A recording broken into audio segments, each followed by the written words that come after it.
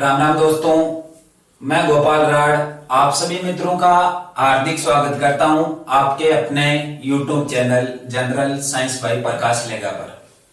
आज हम लेकर आए हैं राजस्थान की ज्योग्राफी में बहुत ही शानदार लाजवाब टॉपिक का नाम है राजस्थान का अपवा तंत्र। अपवा तंत्र में हम पढ़ेंगे राजस्थान की नदियों के बारे में। इससे पहले हमने दो टॉपिक पढ़ लिए हैं, एक का नाम है स्थिति, आकार एंड विस्तार और दूसरा टॉपिक हमने पढ़ा था राजस्थान के जिले और संभाग। और आज नया टॉपिक लेके आए हैं राजस्थान का अपवा तंत्र। बहुत ही शानदार डायग्राम्स हैं, ट्रिकों के साथ पढ़ेंगे। वीडियो को अंत तक जरूर देखना है। वीडियो अच्छा लगे तो लाइक करना है, अपने मित्रों को शेयर करना है और चैनल को सब्सक्राइब करना है, बेल आइकन जरूर दबाना है। तो टॉपिक का नाम है अपवा तंत्र। अपवा तंत्र, अपवा तंत्र यानी नदियों की बात करेंगे। राजस्थान की नदियां, देखो ये टॉपिक है, यहां से फिक्स है कि यहां से 1, 2, 3% भी आते हैं। नदियों से बहुत ही शानदार प्रश्न है, डायग्राम से पढ़ेंगे बहुत ही शानदार तरीके से। वीडियो को अंत तक जरूर देखना है कि काम ऐसा करो कि पहचान बन जाए और चाल ऐसी चलो कि निशान बन जाए, कि चाल ऐसी चलो कि निशान बन जाए। अरे जिंदगी तो हर कोई जीता है, जिंदगी ऐसी जियो कि मिसाल बन जाए। अपवा तंत्र, और राजस्थान के अपवा तंत्र को 3 भागों में बांटा गया है। राजस्थान के अपवा तंत्र को कितने भागों में बांटा गया है? 3 भागों में। देखो नदियां टॉपिक ऐसा टॉपिक है कि जैसे हमको नदी आने लगी तो हमको लगता है कि हमको लगभग जी के आने लग गया, ठीक है, तो नदी आना जरूरी है। तो राजस्थान में अपवा तंत्र को 3 भागों में बांटा गया है। 1 नंबर पर मैं लिख रहा हूं आंतरिक अपवा तंत्र। कौन सा अपवा तंत्र? आंतरिक अपवा तंत्र। 2 नंबर पर है अरब सागर का अपवा तंत्र। कौन सा तंत्र? अरब सागर का अपवा तंत्र। और 3 नंबर पर है बंगाल की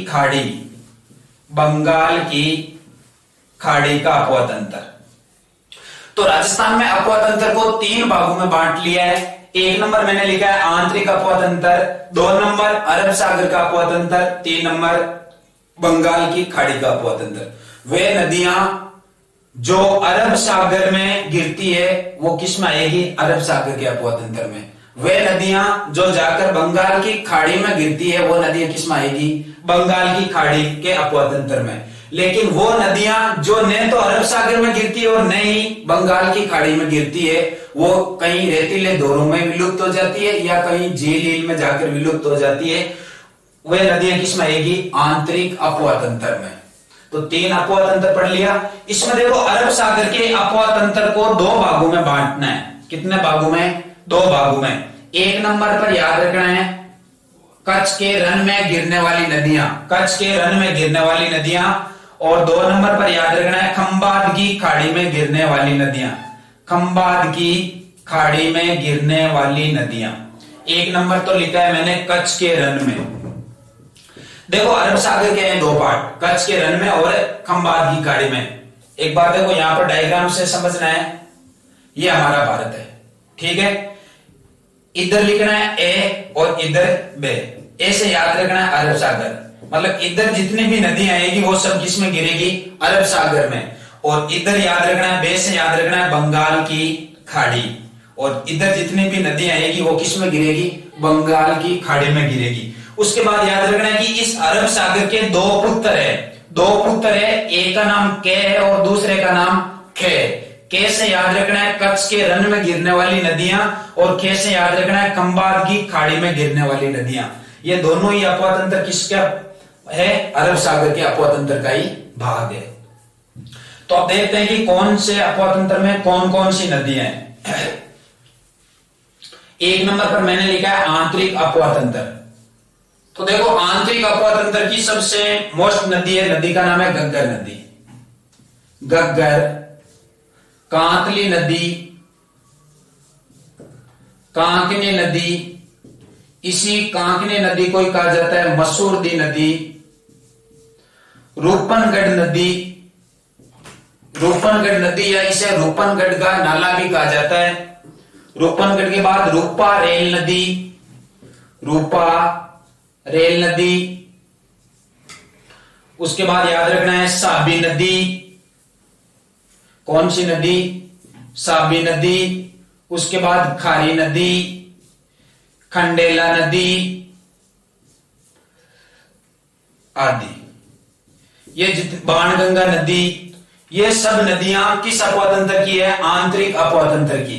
आंतरिक अपवातंत्र की नदियां देखो, गग्गर, कांतली, कांकने, रूपनगढ़, रूपरेल, साबी, खारी, खंडेला आदि। ठीक है। उसके बाद अरब सागर के अपवातंत्र की नदियां, और अरब सागर के अपवातंत्र को हमने दो भागों में बांटा था। काकी अरब सागर के दो पुत्र है, एक का नाम के था और दूसरे का नाम रखा था खे रखा था। कैसे याद रखना था? कच्छ का रण, और कैसे याद रखना था? खंबात की खाड़ी। तो कच्छ के रण में दो ही नदियां गिरती है, एक का नाम है लूणी नदी और एक का नाम है पश्चिमी बनास नदी। लूणी और पश्चिमी बनास नदी। खंबात की खाड़ी में गिरने वाली नदियां दो ही याद रखना है, एक का नाम है माही नदी और एक का नाम है साबरमती नदी। कौन सी नदी? साबरमती नदी। देखो सागरमती नदी अलग है, सागरमती नदी अलग है, इसकी चर्चा करेंगे जब लूणी नदी पढ़ेंगे। ये साबरमती नदी है। माही नदी अलग है और महानदी अलग है। ठीक है ना? ये नदी है माही नदी और ये लूणी नदी है, ये पश्चिमी बनास। बनास नदी अलग पढ़ेंगे, पश्चिमी बनास अलग है। जैसे यहां पर खारी नदी है, तो खारी नदियां राजस्थान में 3 खारी नदियां हैं, तीनों की आगे विस्तार से चर्चा करेंगे। जैसे मैंने यहां पर केवल लूणी नदी लिखा है, ठीक है, तो लूणी की जितनी भी सहायक नदियां हैं वो सभी सहायक नदियां कच्छ के रण में आकर मुख्य नदी गिरेगी तो उसकी सहायक नदियां भी उसी में गिरेगी। जैसे यहां पर मैंने लिख दिया माई नदी, तो माई नदी अरब सागर के अपवातंत्र का भाग है, तो माई की जितनी भी सहायक नदियां पढ़ेंगे सभी की सभी सहायक नदियां किसका होगी? भाग अरब सागर का ही।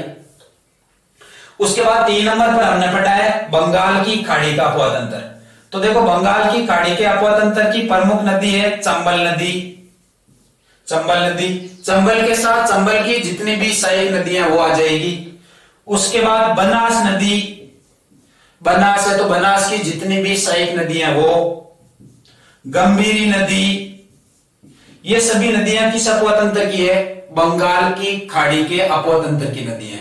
आगे देखो यहां पर तो मैंने केवल एक बार डायग्राम से बताया आपको, आगे विस्तार से एक एक नदी को पूरी डीपली पढ़ेंगे। शानदार, 1% मैं वादा करता हूं 1% नदियों में आपका गलत नहीं होगा। जितने भी टॉपिक यहां पर करवाए जाते हैं आपको मतलब छोटे से छोटे लेवल से लेकर बड़े से बड़े लेवल तक करवाया जाता है। चाहे आप राजस्थान पुलिस से लेकर एसआई आरएस तक का एग्जाम क्लियर कर सकते हो। तो देखो आंतरिक अपवातंत्र है, ये राजस्थान में सर्वाधिक है। कितना प्रतिशत है? तो बताना है 60.2%।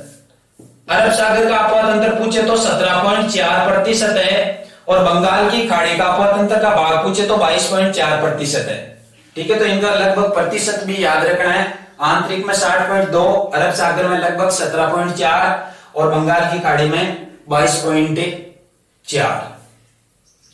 एग्जामिनर यहां से प्रश्न पूछेगा निम्नलिखित में से अरब सागर में गिरने वाली नदी नहीं है। ठीक है, तो 3 तो इसमें से दे देगा, एक इन दोनों में से एक कोई दूसरी नदी दे देगा। या पूछेगा कि आंतरिक अपवातंत्र की नदी नहीं है, तो 3 ये दे देगा, एक इनमें से दे देगा। या पूछेगा कि आंतरिक अपवातंत्र की नदी कौन सी है, तो 3 इनमें से दे देगा, एक इनमें से। तो आपको याद रखना है कि पहले तो यही काम है आपका कि कौन सी नदी कौन से अपवातंत्र की है। स्क्रीनशॉट लेना चाहता है कोई तो ले सकता है। 1 नंबर पर मैं ले रहा हूं अरब सागर का अपवातंत्र। कौन सा अपवातंत्र? अरब सागर का अपवातंत्र। अरब सागर के अपवातंत्र में 1 नंबर पर मैं नदी ले रहा हूं भाई माही नदी। कौन सी नदी? माही नदी। तो देखो नदियों में क्या क्या पढ़ना है, पहले तो आपको इतना पता होना चाहिए कि नदियों में पढ़ना क्या क्या है। तो देखो नदी है तो एक तो याद रखना, नदी में सर्वप्रथम हम पढ़ेंगे उद्गम। उद्गम के बाद प्रवाह क्षेत्र, पर्वत क्षेत्र पढ़ेंगे भारत में। अगर नदी का उद्गम राजस्थान से बाहर से होता है तो पढ़ेंगे कि वो नदी भारत के किन किन राज्यों में प्रवाहित होती है। भारत में पर्वत क्षेत्र, और राजस्थान से बाहर उद्गम हुआ है तो उसका पढ़ेंगे राजस्थान में प्रवेश, कि राजस्थान में प्रवेश कहां से होती है। राजस्थान में प्रवेश कराने के बाद देखते हैं कि राजस्थान के कौन कौन से जिलों में प्रवाहित होती है। पहले तो पर्वत देखा था भारत के राज्यों में, अब राजस्थान में प्रवेश करवा दिया तो राजस्थान में किन किन जिलों में प्रवाहित होती है ये पढ़ेंगे। उसके बाद पढ़ेंगे यदि नदी मोस्ट है तो कुछ 5-7 नदी ऐसी है जिनकी हमको लंबाई भी याद रखना है, जैसे माई नदी है, चंबल नदी है, लूणी नदी है, बनास नदी है, इन नदियों की लंबाई भी याद रखना है। उसके बाद पढ़ना है विशेषता। क्या पढ़ना है? विशेषता। विशेषता हम पढ़ेंगे कि कोई नदी के किनारे कोई मेला भरता है, या नदी के किनारे कोई शहर स्थित है उसके बारे में, नदी के किनारे कोई सभ्यता है तो उसके बारे में पढ़ेंगे, नदी पर कोई बांध है तो उसको पढ़ेंगे, नदी पर कोई त्रिवेणी संगम है तो उसको भी पढ़ेंगे। मतलब पूरा एकदम डिटेल से पढ़ेंगे। तो 1 नंबर पर मैंने लिखा है कौन सी नदी? माई नदी। केवल डायग्राम से पढ़ना है। देखो, एक नदियों के उपनाम भी पढ़ना है, जो मुख्य नदियां उनके उपनाम। ये हमारा राजस्थान हो गया। राजस्थान, यहां पर देखो सीमा लगती है किस राज्य की? मध्य प्रदेश की। यहां पर है हमारा राजस्थान, और यहां पर कौन सा राज्य है? गुजरात। ये हमने पहले पढ़ लिया था। नदी का नाम है माई नदी। उद्गम पूछे तो बताना है मैं से माई नदी, में से याद रखना है महद झील, दार जिला, महद झील, दार जिला, एमपी। माई नदी के उद्गम की जब बात करें तो बताना है महद झील, दार जिला, विंध्याचल पर्वतमाला, मध्य प्रदेश। यहां से नदी का उद्गम हो रहा है। मध्य प्रदेश राज्य में प्रवाहित होने के बाद राजस्थान में प्रवेश, राजस्थान में प्रवेश करेगी। बांसवाड़ा में जगह का नाम है खांडू गांव। कौन सा गांव है? खांडू गांव। खांडू गांव, बांसवाड़ा। बांसवाड़ा के बाद राजस्थान के देखो 3 जिले आएंगे यहां पर, ठीक है। ये हो गया बांसवाड़ा, यहां पर है ऊपर कौन सा जिला? प्रतापगढ़, और यहां पर है डूंगरपुर। उद्गम देख लिया, महद झील एमपी। पर्वत राजस्थान में प्रवेश देख लिया, खांडू गांव, बांसवाड़ा। बांसवाड़ा जिले के खांडू गांव से माई नदी राजस्थान में प्रवेश करती है। माई नदी की लंबाई पूछे तो आपको बताना है 576 किलोमीटर। कितने किलोमीटर? 576 किलोमीटर माई नदी की लंबाई है। माई नदी की राजस्थान में लंबाई पूछे तो राजस्थान में लंबाई बताना है 171 किलोमीटर। राजस्थान में लंबाई 171 किलोमीटर। अब देखो, माई नदी डूंगरपुर के बाद चली जाती है गुजरात, और गुजरात के बाद माई नदी खंबात की खाड़ी, गुजरात राज्य में प्रवाहित होने के बाद खंबात की खाड़ी में विलीन हो जाती है। उसके बाद देखो उपनाम। उपनाम देख रहे हैं, उपनाम में याद रखना, इसे कहते हैं वागड़ की गंगा। वागड़ की गंगा। देखो, वागड़ क्षेत्र किसे कहते हैं? ये डूंगरपुर बांसवाड़ा का क्षेत्र है, इसे कहते हैं वागड़, ठीक है। तो इसे उपनाम में याद रखना वागड़ की गंगा। उसके बाद एक उपनाम है कांठल। बांसवाड़ा और प्रतापगढ़ के मध्य का जो क्षेत्र है उसे कहते हैं कांठल, तो उपनाम में याद रखना है कांठल की गंगा। ये माही नदी है, ये राजस्थान के दक्षिणी क्षेत्र में बहती है, दक्षिण दिशा में बहती है, तो उपनाम याद रखना है दक्षिणी राजस्थान की गंगा। दक्षिणी राजस्थान की गंगा। देखो, डूंगरपुर, बांसवाड़ा, उदयपुर, यहां पर सर्वाधिक आदिवासी रहते हैं, तो इस नदी को कहा जाता है आदिवासियों की गंगा। आदिवासियों की गंगा। उसके बाद याद रखना है उल्टे यू आकार वाली नदी। उल्टे यू आकार वाली नदी पूछे तो कौन सी बताना है? माई नदी। उसके बाद याद रखना है कर्क रेखा को 2 बार काटने वाली नदी का नाम पूछे तो भी कौन सी बताना है? माई नदी। यह माही नदी कर्क रेखा को 2 बार काटने वाली नदी है। भूमध्य रेखा को 2 बार काटने वाली नदी का नाम है कांगो नदी या जायरी नदी। मकर रेखा को 2 बार काटने वाली नदी का नाम है लिम्पापो नदी। और कर्क रेखा को 2 बार काटने वाली नदी कौन सी हो गई? माही नदी। कर्क रेखा को 2 बार काटने वाली नदी। तो माही नदी के उद्गम देखे हमने, उपनाम देखे हैं वागड़ की गंगा, कांटल की गंगा, दक्षिणी राजस्थान की गंगा, आदिवासियों की गंगा, उल्टे यू आकार वाली नदी, कर्क रेखा को 2 बार काटने वाली नदी। तो माही नदी की लंबाई देख ली, राजस्थान में लंबाई देख ली, हमने उद्गम भी देख लिया, मेरठ झील, धार जिला, एमपी। परवा क्षेत्र देख लिया, भारत के 3 राज्यों में, और परवा क्षेत्र मध्य प्रदेश, राजस्थान, गुजरात। उसके बाद हमने देखा था राजस्थान में प्रवेश, और राजस्थान में प्रवेश करती है खांडूगांव, बांसवाड़ा। उसके बाद विशेषता हमने एक तो इसके उपनाम देखे हैं, उसके बाद देखेंगे इसकी सहायक नदियां।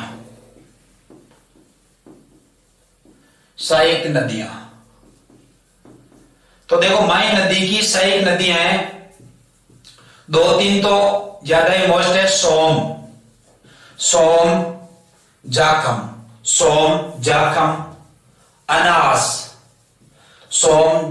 अनास, चाप, ईरू, एराव, हरण, मोरैन आदि।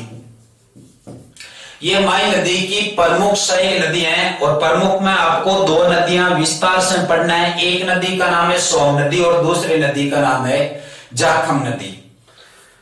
ठीक है। उसके बाद देखो याद रखना है माही नदी पर बांसवाड़ा जिले के बोरखेड़ा नामक स्थान पर एक बांध बना हुआ है। बांध का नाम है माही बजाज सागर बांध। माही बजाज सागर बांध। माही बजाज सागर बांध है। यह माही बजाज सागर बांध राजस्थान का सबसे लंबा बांध है भाई। राजस्थान का सबसे लंबा बांध है और इसकी लंबाई पूछे तो बताना है 3109 3109 मीटर। किसकी लंबाई है? माही बांध की लंबाई हमने देख ली। देखो राजस्थान का सबसे लंबा बांध अलग है, राजस्थान का सबसे बड़ा बांध अलग है और राजस्थान का सबसे ऊंचा बांध अलग है। ऊंचा बांध पूछे तो बताना है जाखम बांध, जो ऊंचाई के आधार पर सबसे ऊंचा बांध है। यह माही बजाज सागर बांध है, यह राजस्थान का सबसे लंबा बांध है लंबाई के आधार पर। और सबसे बड़ा बांध पढ़ेंगे राणा प्रताप सागर बांध। राणा प्रताप सागर बांध जो भराव क्षमता के आधार पर सबसे बड़ा बांध होगा। जो आगे जिस नदी पर है उनके साथ इनकी विस्तार से चर्चा करेंगे। तो देखो हमने इतना देख लिया है, आगे देखना है। आगे देखो मैं एक बार डायग्राम मिटा रहा हूं, कोई स्क्रीनशॉट लेना चाहता है तो ले सकता है।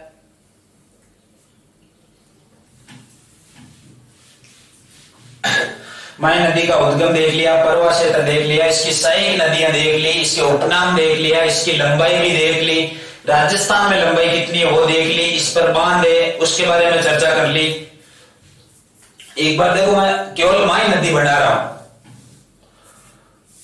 ये उल्टे यू आकार वाली नदी कौन सी नदी हो गई? माही नदी। उल्टे यू आकार वाली नदी माही नदी। इसकी 2 सहायक नदियां बहुत ही मोस्ट है, एक का नाम है सोम नदी और दूसरी का नाम है जाखम नदी। तो मैं इसकी 2 सहायक नदियां बढ़ा रहा हूं। एक का नाम है सोम नदी। कौन सी? सोम नदी। देखो सोन नदी अलग है, यह है सोम नदी। और एक है नदी का नाम है जाखम नदी और यह नदी हो गई हमारी माही नदी। सोम नदी, यहां पर देखो त्रिवेणी संगम का निर्माण होता है। जगह का नाम है बेणेश्वर धाम। बेणेश्वर धाम, नवाटपुरा, डूंगरपुर। किस जिले में? डूंगरपुर जिले में। यहां पर त्रिवेणी संगम का निर्माण होता है। तो त्रिवेणी संगम हो गया, नदी का नाम है माही नदी, नदी का नाम है सोम नदी और नदी का नाम है जाखम नदी। ट्रिक याद रखना है मासोजी। कौन कौन सी नदियां? माई, सोम और जाखम। मासोजी ट्रिक से याद रखना है। जगह का नाम पूछे तो बताना है वेणेश्वर धाम, नवाटपुरा, डूंगरपुर। यहां पर देखो एक मेला भी भरता है, वेणेश्वर धाम डूंगरपुर में एक मेला भी भरता है। कब भरता है? माघ पूर्णिमा को, माघ पूर्णिमा को। किसका भरता है? तो याद रखना है संत माऊजी का मेला, संत माऊजी का मेला भरता है वेणेश्वर धाम डूंगरपुर में। कब? माघ पूर्णिमा को। इस मेले को कहा जाता है आदिवासियों का कुंभ, आदिवासियों का कुंभ, आदिवासियों का कुंभ। उसके बाद देखो सोम नदी। सोम नदी का उद्गम उदयपुर जिले में, जगह का नाम है बीचा मेड़ा की पहाड़ियां, बीचा मेड़ा की पहाड़ियां उदयपुर, बीचा मेड़ा की पहाड़ियां उदयपुर। फुलवारी की नाल अभ्यारण्य, ये नदी है जो फुलवारी की नाल अभ्यारण्य, और फुलवारी का नाल अभ्यारण्य कहां पर है? उदयपुर में। फुलवारी की नाल अभ्यारण्य से गुजरती है ये नदी, कौन सी? सोम नदी। उद्गम बीचा मेड़ा की पहाड़ियां उदयपुर। समापन पूछे तो बताना है वेणेश्वर धाम डूंगरपुर से माई नदी में मिल जाती है, इस माई नदी में मिल जाती है माही नदी। सोम नदी पर एक बांध बना हुआ है, बांध का नाम है सोम कागदार, सोम कागदार बांध। सोम नदी पर एक परियोजना भी संचालित है, परियोजना का नाम है सोम कमला अंबा सिंचाई परियोजना, सोम कमला अंबा सिंचाई परियोजना। इनकी चर्चा आगे नेक्स्ट टॉपिक होगा सिंचाई परियोजना, उसमें पढ़ेंगे। यहां पर नदी है, नदी का नाम लिखा है हमने जाखम नदी। तो जाखम नदी का उद्गम होता है भंवर माता की पहाड़ियां। कौन सी माता है? भंवर माता की पहाड़ियां, सीता माता अभ्यारण्य। कौन सी माता है? और सीता माता अभ्यारण्य। छोटी सादड़ी, छोटी सादड़ी कहां पर है? प्रतापगढ़। कौन सी नदी का उद्गम हो रहा है? जाखम नदी का उद्गम। तो जाखम नदी का उद्गम याद रखना है भंवर माता की पहाड़ियां, सीता माता अभ्यारण्य, छोटी सादड़ी, प्रतापगढ़। देखो राजस्थान में सादड़ी नाम से 3 स्थान है, एक है छोटी सादड़ी, एक है बड़ी सादड़ी और एक है केवल सादड़ी। छोटी सादड़ी प्रतापगढ़ जिले में है, बड़ी सादड़ी चित्तौड़गढ़ जिले में है और केवल सादड़ी पूछे तो बताना है पाली जिले में। उसके बाद देखो जाखम नदी पर याद रखना है, जाखम नदी पर प्रतापगढ़ जिले में कौन सा बांध है? जाखम बांध। कौन सा बांध है? जाखम बांध। और जाखम बांध में आपको याद रखना है कि जाखम बांध राजस्थान का सबसे ऊंचा बांध है, सबसे ऊंचा बांध है। ऊंचाई पूछे तो बताना है इसकी 81 मीटर। कितने मीटर है? 81 मीटर। तो सबसे लंबा बांध तो पहले पढ़ लिया था माही बजाज सागर बांध, ये तो था सबसे लंबा बांध और लंबाई पड़ी थी 3109। और सबसे ऊंचा बांध पूछे तो जाखम बांध 81 मीटर, जाखम नदी पर प्रतापगढ़ जिले में। इसी जाखम बांध पर जाखम बांध सिंचाई परियोजना संचालित है और इसी माही नदी पर माही बजाज सागर परियोजना संचालित है। उसके बाद देखो त्रिवेणी संगम पढ़ लिया, करक रेखा को 2 बार काटने वाली नदी भी पढ़ ली।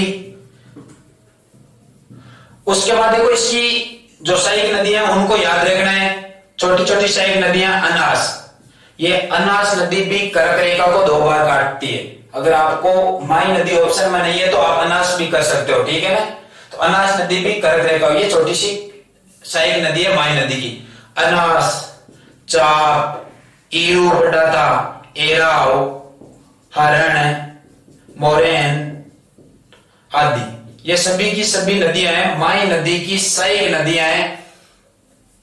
और उद्गम हमने पढ़ लिया था कौन सी झील? मेद झील से, मेद झील ये हमने पढ़ी थी। माई नदी, बाकी नदियां पढ़ेंगे नेक्स्ट वीडियो में।